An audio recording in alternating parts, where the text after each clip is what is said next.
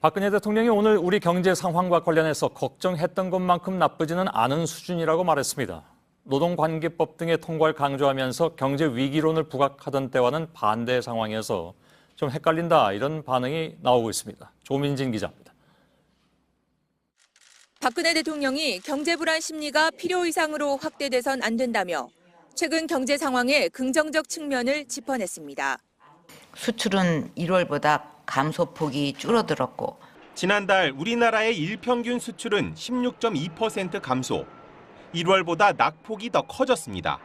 수출은 1월보다 감소폭이 줄어들었고 지난달 우리나라의 일평균 수출은 16.2% 감소, 1월보다 낙폭이 더 커졌습니다. 고용도 청년층 고용률 증가와 함께 전체 취업자 수도 증가세를 이어가고 있습니다.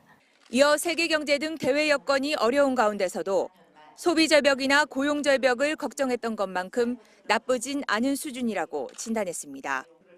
그러면서 재정 조기 집행 등 정책 효과가 본격화되면 경기 개선세가 지속될 것으로 전망했습니다. 쟁점 법안의 국회 처리를 촉구하며 경제 위기론을 부각해오던 것에 비해 현 경제 상황을 보다 낙관적으로 옮기려는 것 아니냐는 분석이 제기됩니다. 지금 내수와 수출할 것 없이 경기 지표 모두가 악화 일로를 걷고 있습니다. 경기 둔화가 더 이상 가능성이 아니라 현실로 나타나고 있다는 건데 더 걱정스러운 건 앞으로도 나아질 조짐이 보이지 않는다는 점입니다. 성승환 기자입니다. 총선을 앞두고 야당이 현 정부 경제 실패론에 불을 댕기며 정책 전환을 촉구하고 나선 것과 무관치 않다는 해석도 나옵니다.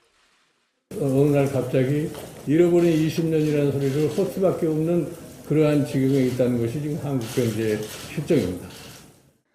청와대는 세계 경제 침체기에서 선방하고 있다는 점을 홍보하고 있지만 더민주는 책임론이 제기될 것을 우려해 낙관론을 내세워 현실의 위기를 부정하려 한다고 비판에 나섰습니다. 대대적 부양책 덕에 반짝하던 내수 사정도 쉽지 않습니다. 2월 소비자 심리지수는 기준치 100에 미달한 98. 부정적 경기 전망에 가계가 또다시 지갑을 닫을 가능성이 높아졌다는 얘기입니다. 또 제조업 평균 가동률은 약 7년 만에 최저인 72.6%.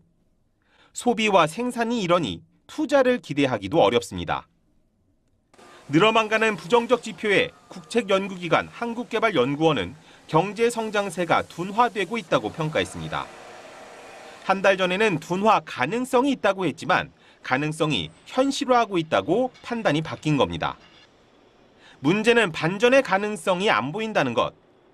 중국이 25년 만에 가장 낮은 성장률 목표를 잡으면서 수출의 26%를 중국에 의존하는 한국은 타격이 불가피합니다. 여기에 원자재 값의 경기가 좌우되는 브라질, 러시아 같은 신흥국의 침체까지 장기화 조짐을 보이고 있습니다. 현재로서는 일자리를 늘려 내수의 추가 위축을 막는 게 시급한 실정. 최우선 목표는 일자리 창출입니다.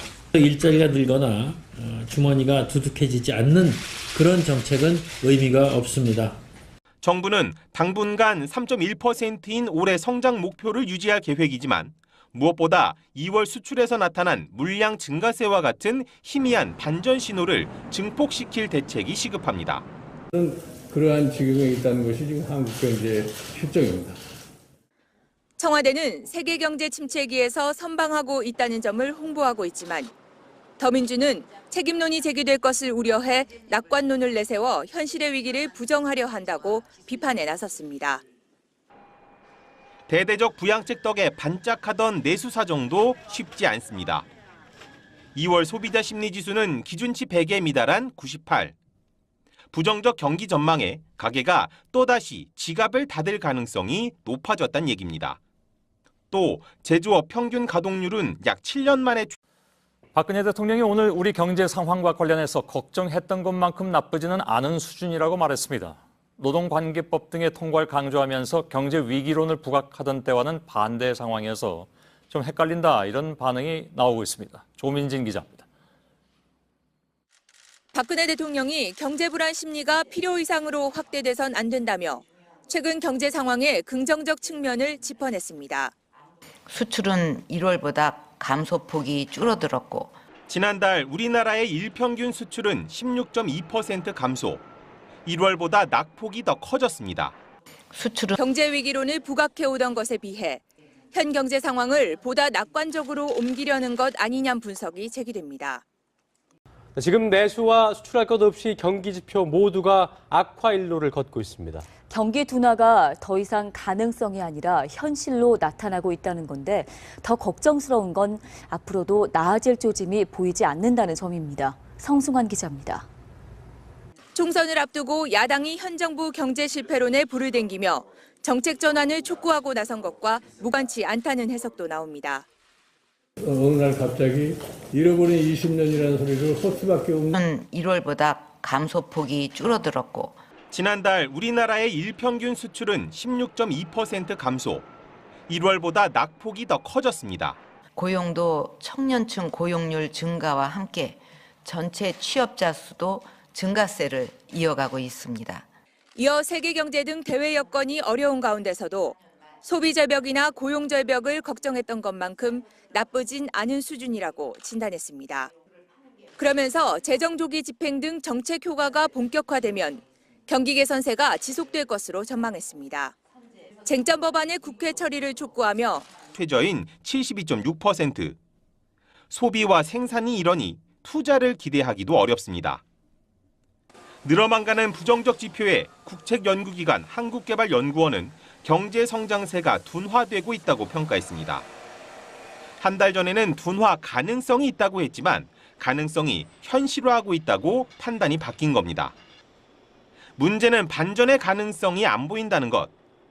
중국이 25년 만에 가장 낮은 성장률 목표를 잡으면서 수출의 26%를 중국에 의존하는 한국은 타격이 불가피합니다.